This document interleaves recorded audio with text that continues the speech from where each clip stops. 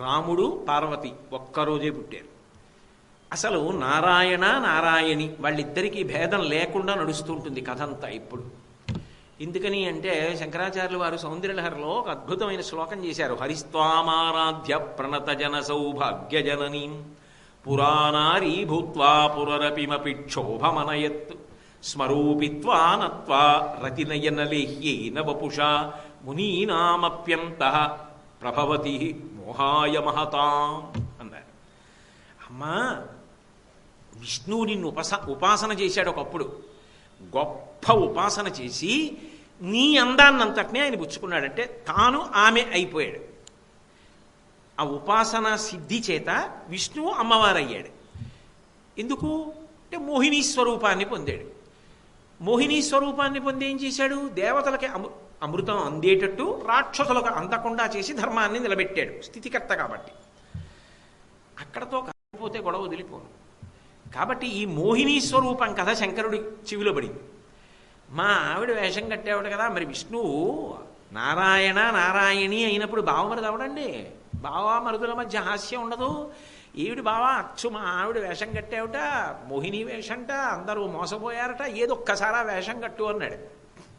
శంకరుడికి ఎందుకు రావాలా ఆలోచన అంటే ఆయన వద్దులే బావ బాగుండదు, అది ఏదో ఆ ప్రయోజనం అయిపోయింది ఇప్పుడు ఎందుకు అన్నాడు. కాదు కాదు ఒకసారి చూపించాడు. ఆయన మళ్ళీ వీళ్ళావిడ రూపాన్ని పొందాడు, పార్వతీదేవి రూపమే పొందాడు. పార్వతీదేవి రూపం పొందగానే పరమేశ్వరుడు ఆయన వెంటబడ్డాడు. అటువంటి కథలు వింటుంటే ఏమండి మేము ఎలా పూజ చెయ్యామని మీరు అంటే తప్పే ఉందండి. నేనేం తప్పంటలేదు. వెంటబడితే ఆయనకి వీర్యస్ఖలనమై వాళ్ళిద్దరికీ కలిపి సజ్జోగర్భంలో పిల్లాడు పుట్టాడు. ఏమిటది? ఇదంతా అమ్మవారి అనుగ్రహ విశేషం అన్నారు శంకరాచార్యులు గారు. అనుగ్రహం భర్త పరువు బజార్లో పడిపోలా? విష్ణువుకి సౌందర్యం అంతా ఇచ్చింది.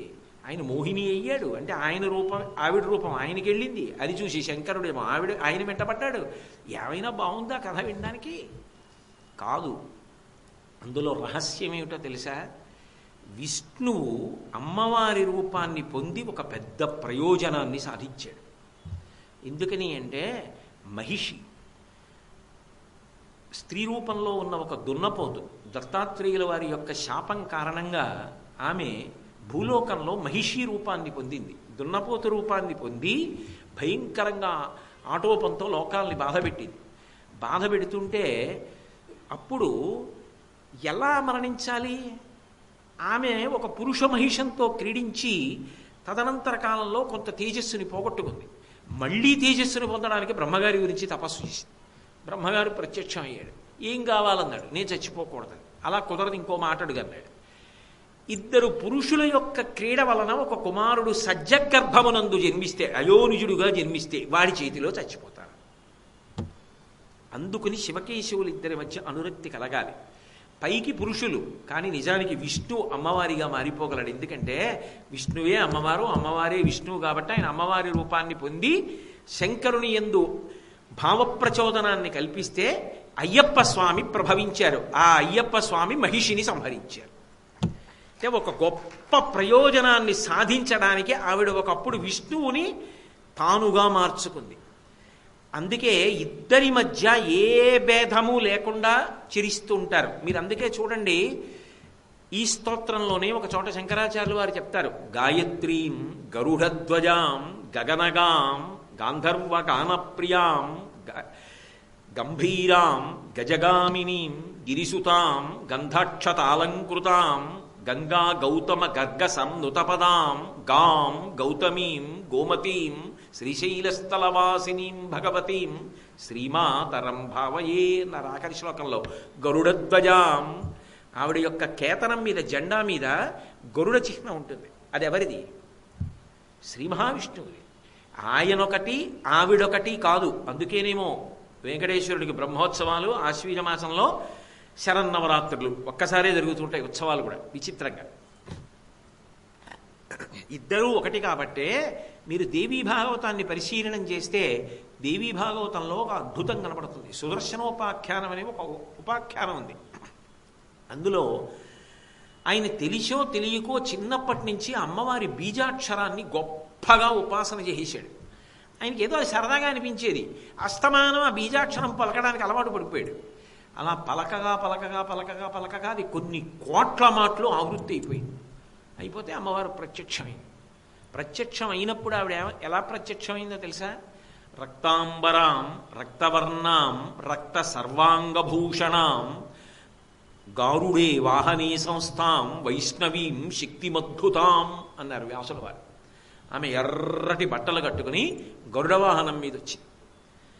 ఎవరావిడ? వైష్ణవీం శక్తిమద్భుతాం. అటు విష్ణువు, ఇటు వైష్ణవి. ఆయన నలుపు, ఈవిడ నలుపు, ఇద్దరూ నల్లగా ఉంటారు. నారాయణ నారాయణి.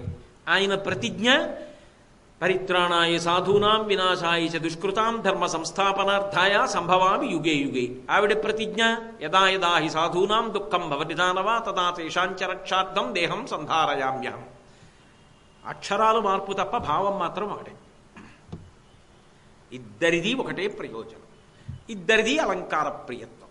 ఎందుకంటే ఇద్దరిగా కనబడుతున్న ఒక్కరు కాబట్టి. లేకపోతే సృష్టిలో రెండు మిగిలిపోతే ఘర్షణ కదండి. అందుకే మహాప్రళయమునందు ఇవన్నీ కలిపి శంకరుడిలోకి వెళ్ళిపోతున్నాయి అన్నాడు. మహాప్రళయ సాక్షిణి, ఆవిడ అలా నిలబడుతుందంతే. ఆయన మహాప్రళయం చేస్తాడు. తల్లి చేస్తే అందంగా ఉంటుందా? తల్లి చేయదా పని. అందుకని మహాప్రళయమునకు సాక్షిణి. చివర ఆవిడ కూడా అహంస్ఫురణంగా నేనన్న భావనగా ఆయనలోనే నిద్రపోతుంది. అందుకే కొణత్కాంచీదామాకరికలభకుంభస్తననతా పరీక్షీణా మధ్యే పరిణత శరచంద్రవతన ధనుర్బాణం పాశం శృణిమపి దధానాకరతలై పురస్తాదస్తాం నః పురమధితిరహో పురుషిక. ఆయన యొక్క నేనన్న భావన అహంస్ఫురణముగా ఆయన ఎందో అడిగిపోతుంది. మళ్ళీ ఆమె లేచిందనుకోండి, ఇచ్ఛాశక్తి, మహాకామేశ్వరుడు అవుతాడు. మళ్ళీ సృష్టి చేస్తాడు. సృష్టి చెయ్యాలన్న కోరిక పుట్టి. కాబట్టమ్మ శ్రీనాథాధృతపాలిత త్రిభువనాం, శ్రీ మహావిష్ణువు చేత ఆదరింపబడినటువంటి ఈ భువనములకన్నిటికీ నువ్వు పరిపాలకురాలవై ఉన్నావు. ఆ మాటకు అర్థం ఏమిటి అంటే మీరిద్దరు కాదమ్మా, ఒక్కరే. కాబట్టి శ్రీనాథాధృతపాలిత త్రిభువనాం శ్రీచక్ర సంచారిణీం. ఇది ఒక విచిత్రం. ఆరాధన యందు శివుడికి ఆరాధన చేస్తున్నారనుకోండి, శివాలయంలో శివలింగం కింద యంత్రం ఉంటుంది, విష్ణువాలయంలో భగవానుని యొక్క మూర్తి కింద యంత్రం ఉంటుంది. కానీ సాధారణంగా అమ్మవారి పూజలు చేసేటప్పుడు మంత్రము, తంత్రము, యంత్రము అని 3 విభాగాలు ఉంటాయి. మంత్రము బీజాక్షర సపుటీకరణము, తంత్రము ఆరాధనా విధానము, యంత్రము. అమ్మవారి పూజ దగ్గరికి వచ్చేటప్పటికి శ్రీచక్రానికి ఎనలేని ప్రాధాన్యత. అందులో 5 త్రికోణాల కిందకి, 4 త్రికోణాల కిందకి, 5 త్రికోణాలు పైకి వెడుతూ శివశక్తి సమ్మేళనంగా ఆమె బిందుస్వరూపంగా ఉంటుంది. అయితే శ్రీచక్రానికి ఉన్నటువంటి గొప్పతనం ఏమిటంటే, శ్రీచక్రము కేవలము ఆమె నివాస స్థానము ఒక్కటే కాదు. మిగిలినవి కొన్ని కొన్ని ఉన్నాయి, అవి ఆమె నివాస స్థానములుగా చెప్తారు. స్విధా సింధోరు మధ్యే సురబెటపి వాటీ పరివృతే. సుధా సముద్రమునందు ఆవిడ ఉంటుంది, మణిద్వీపమునందు, అదొక నివాస స్థానం. మేరువునందు ఉంటుంది, అదొక నివాస స్థానం. శ్రీచక్ర సంచారిణి, శ్రీచక్రమునందు ఉంటుంది, అదొక నివాస స్థానం. కానీ ఈ 3టిలో మిగిలిన 2టికి శ్రీచక్రానికి ఓ తేడా ఉంటుంది. అవి నివాస స్థానములు. శ్రీచక్రము అమ్మవారే, అది ఆమె శరీరముతో సమానం. పైగా ఆవరణలు ఉంటాయి, నవావరణలని. ఆ ఆవరణల యందు కొన్ని కోట్ల మంది దేవతలు ఎదురు చూస్తుంటారు ఆమె యొక్క దర్శనము కొరకు. అందుకే శ్రీచక్ర ఆరాధన అనేటటువంటిది ఒక ప్రత్యేకమైనటువంటి విధానం. అది కూడా గురువుల దగ్గర ఉపదేశం పొంది శ్రీచక్రాన్ని ఆరాధిస్తారు. శాక్తేయ సిద్ధాంతమనందు శ్రీ విద్యయందు ఈ శ్రీచక్ర పూజ, శ్రీచక్రార్చన, నవావరణార్చన అనేటటువంటిది చాలా చాలా గొప్పదిగా కీర్తింపబడుతుంది. మళ్ళీ అందులో భూప్రస్థానము, నీరు ప్రస్థానము, పూర్ణప్రస్థానమని ఇప్పటికీ కూడా మూకాంబికా దేవాలయం అక్కడ ఉంటుంది. ఇవి అత్యంత శక్తివంతములు. అవి ఎంత శక్తివంతములు అంటే ఇక నోటితో చెప్పడం సాధ్యం కాదు. అంత శక్తివంతములై అమ్మవారి ఆరాధనలో అమ్మవారి యొక్క మూర్తి కన్నా శక్తివంతములుగా పేర్కొనబడతాయి. శివలింగము ఆకారమున్నదా నిరాకారమా అన్నారనుకోండి, శివలింగం దగ్గరికి వచ్చేటప్పటికి అది ఆకారమునకు నిరాకారమునకు మధ్యలో ఉంటుంది. అందుకే అరూపరూపి. అసలు ఏమీ లేదందామంటే అక్కడ లింగం ఉంది, ఉంది అందామంటే కరచరణాదులు లేవు, మధ్యలో అవస్థ. శ్రీచక్రం కాళ్ళు చేతులు ఉన్నాయా అంటే ఉండవు, అసలు ఏమీ లేదా అంటే ఉంది. ఆ యంత్రమునందు ఆవిడ మాత్రమే కాదు, శివశక్తులు ఇద్దరు ఉన్నారు, బిందు స్థానం ఉన్నది, సమస్తమైనటువంటి వ్యాపక శక్తి అందులోనే నిబిడీకృతమై ఉంది. కొన్ని కోట్ల దేవతలు ఆవరణల యందు నిలబడి ఉంటారు. అందుచేతనే మిగిలిన నివాస స్థానముల కన్నా, విగ్రహముగా కన్నా, నామముగా కన్నా, మంత్రముగా కన్నా కూడా శ్రీచక్రముగా పరమశక్తివంతము. అందుకే శంకర భగవత్పాదులు అనేక చోట్ల శ్రీచక్ర ప్రతిష్ఠ చేశారు. కాంచీపురంలో కామాక్షి పరదేవత ఎదురుగుండా శ్రీచక్ర ప్రతిష్ఠ చేశారు. ఇప్పటికీ శృంగేరిలో శారదాంబ దగ్గర కానీ, కాంచీపురంలో కామాక్షి పరదేవత ముందు కానీ శ్రీచక్రారాధనమే ప్రధానమై ఉంటుంది. విశేషించి ఈ శ్రీచక్రారాధనం అనేటటువంటిది ఒక ప్రత్యేకమైనటువంటి విద్యగా గురుముఖత తెలుసుకుని ఆరాధన చేస్తారు. అంత శక్తివంతమైనటువంటి ఆరాధన శ్రీచక్రార్చన. ఆ శ్రీచక్రమునందు ఆమె తిరుగుతూ ఉంటుంది.